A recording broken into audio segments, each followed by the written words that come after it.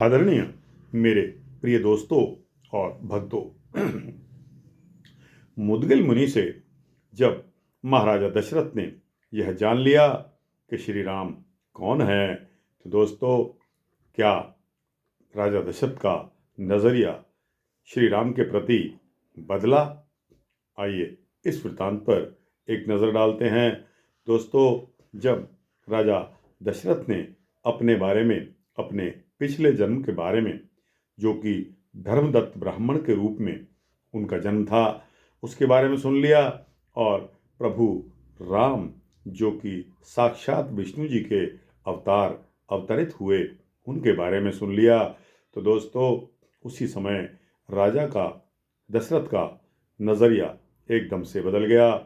और दोस्तों किस हद तक बदला, इस वृत्तांत में आपको सुनने को मिलेगा। दोस्तों वृत्तांत ज़्यादा लंबा नहीं है, 4-5 मिनट का ही होने वाला है, क्योंकि आपका समय भी कीमती है। नहीं तो दोस्तों वृत्तांत तो बहुत लंबे लंबे भी हैं। और आइए बिना समय गवाए इसको शुरू करते हैं।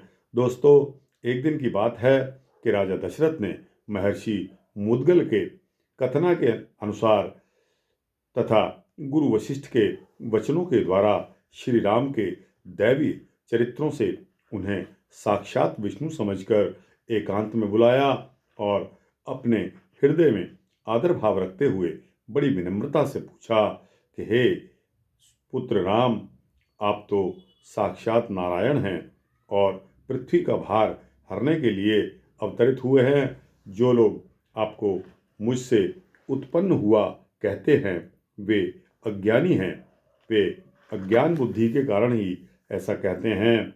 हे राम, मैं आपकी माया से मोहित हूँ, इसी कारण से आपसे पूछता हूँ, कुछ ज्ञानोपदेश करके मेरी अज्ञान बुद्धि को नष्ट करने की कृपा करें। स्त्री, पुत्र तथा ग्रह आदि में आसक्त मेरी बुद्धि शांति नहीं प्राप्त कर रही। पिता दशरथ के इस प्रकार के वचनों को सुनकर राघव श्री राम उनसे बोले कि हे राजन, आप ध्यानपूर्वक सुने, मैं आपको ज्ञान के लिए उत्तम उपदेश प्रदान कर रहा हूँ। मेरी माता तथा आपकी प्रिय भार्या कौशल्या भी इस उपदेश को श्रवण करे। दोस्तों यह क्या उपदेश है, आगे बताता हूँ। तो प्रभु राम ने कहा कि हे राजन, माया से उत्पन्न यह समस्त जगत आत्मा में उसी प्रकार मिथ्या प्रतीत होता है जैसे कि सीप में चांदी और रस्सी में सर्प, कांच से बनी फर्श में जल और मृग मरीचिका में सलिल भासित होता है।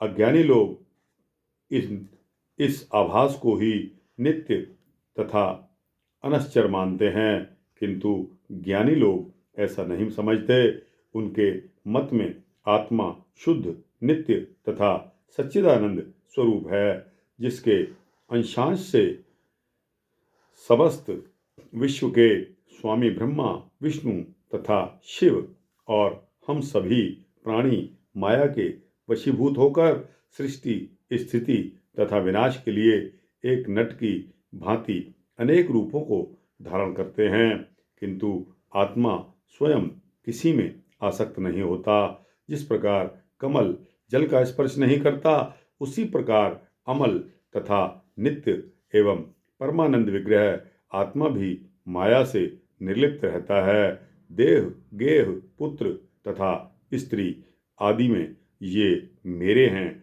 यह जो बुद्धि है अर्थात ममता को हटाकर अथवा संन्यास स्वभाव के द्वारा समस्त भावनाओं का परित्याग करके यह जो दृश्य प्रपंच भासित होता है, उसे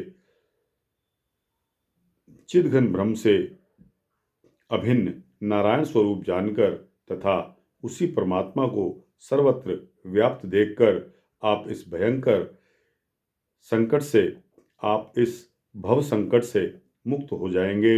हे राजन, आप सर्वप्रथम सत्य, शौच, दया, शांति, क्षमा, इंद्रिय निग्रह, अहिंसा, भगवत भक्ति तथा वेद में बताए गए मार्ग का अनुवर्तन आदि गुणों को निरंतर धारण करें।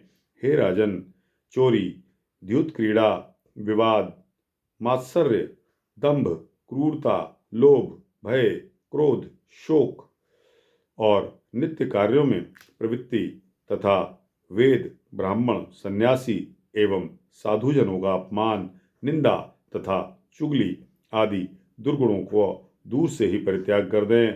पूर्व काल में आपने तपस्या करके मुझसे मुझे पुत्र रूप में मांगा था।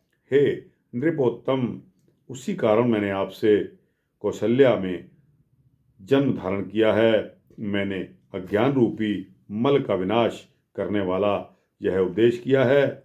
इसे आपको प्रयत्न पूर्वक गोपनीय रखना चाहिए और कहीं भी इसको प्रकट नहीं करना चाहिए। श्री राम के इन वचनों को सुनकर राजा दशरथ का माया रूपी मल दूर हो गया। वे सद्भाव से परिपूर्ण हो गए। उनके सारे शरीर में रोमांच हो आया। तब उन्होंने दृढ़ भक्ति से श्री राम के चरणों में प्रणाम किया। तदनंतर पवित्र हुए अंतःकरण वाले अपने पिता श्री दशरथ जी से वे पुनः बोले कि राजन, मुझ शिशु आदि के प्रति आपका वंदन करना ठीक नहीं है। माया के द्वारा मनुष्य देह धारण किए हुए मेरा इससे उपहास ही होगा।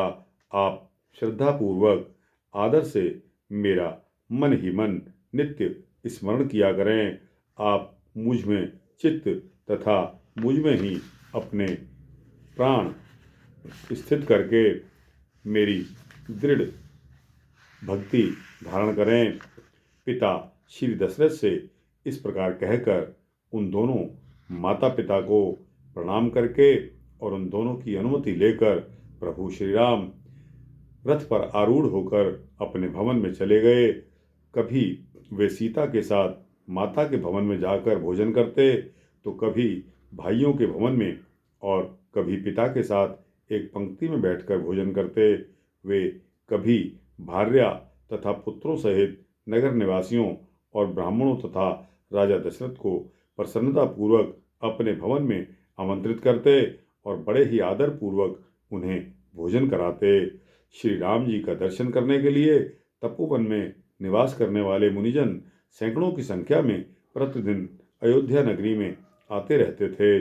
वे द्वारपालों के द्वारा द्वार पर बिना रोक टोक किए अंदर जाकर श्री राम का दर्शन करते और बार बार उनकी स्तुति करते। श्री रघुनाथ जी का आतिथ्य स्वीकार करके उनका मन अत्यंत प्रसन्न हो जाता। वे 5-7 दिन वहाँ ठहर कर पुराण आदि की पुण्यमयी कथाओं को सुनाकर रमानाथ श्री राम को आनंदित करते और फिर अपने अपने श्रेष्ठ आश्रमों को चले जाते थे। विदेह पुत्री श्री जनक जी देखती कि इन इन कार्यों से श्री राम प्रसन्न होते हैं, तो वे साध्वी हास्य क्रीड़ा आदि उन्हीं लीलाओं को करती थी। विवाह के अनंतर श्री राम ने सीता जी के साथ साकेतपुरी में आनंदपूर्वक 12 वर्ष व्यतीत किए। श्री रामचंद्र जी ने देवताओं के समान भोगों का उपभोग किया। भगवान श्री राम के प्रभाव से अयोध्या में जिस ऋतु में जो द्रव्य और जो फल पुष्प आदि होने चाहिए, वे सभी नियत समय पर होते थे। ना कभी अनावृष्टि होती और ना कहीं चोर आदि का कोई भय था। शंकर जी कहते हैं कि हे प्रिय, अयोध्या के राज्य में हिंसा आदि का कोई भय नहीं था। रानी कैकेयी के युधाजीत नामक भाई थे। वे भरत जी के मामा लगते थे। वे अयोध्या आए और राजा दशरथ से पूछकर तथा बहन कैकेयी से अनुमति लेकर भरत को शत्रुघ्न के साथ अपने राज्य में ले गए। इस प्रकार भगवान श्री राम की बाल्यावस्था भी सभी को सुख प्रदान करने वाली है। भगवान के इन चरित्रों का जो मनुष्य श्रद्धापूर्वक श्रवण करते हैं, उनका कभी भी अमंगल नहीं होता। हे गिरिराज पुत्री, इस प्रकार से जो कुछ तुमने पूछा था वह सब मैंने आपको बता दिया। श्री राम जी ने जो भी किया वह सब मंगल प्रदान करने वाला है। मैंने श्री राम की बाल लीला के कौतुक को तुम्हारी प्रीति के लिए संक्षेप में बताया है। यह अत्यंत ही सुख देने वाला है। तो दोस्तों, यहाँ 5वां सर्ग समाप्त होता है। इसी के साथ यह वृत्तांत भी समाप्त होता है। आपको कैसा लगा? अच्छा लगा हो तो इसको लाइक और शेयर करते हुए अपने दोस्तों, भक्तों, मित्रों, जिज्ञासुओं को भेजें और इस चैनल को सब्सक्राइब कर देंगे तो आपको इसी तरह के सूक्ष्म भक्ति वृत्तांत मिलते रहेंगे। जय श्री सीता रामचंद्र भगवान की जय।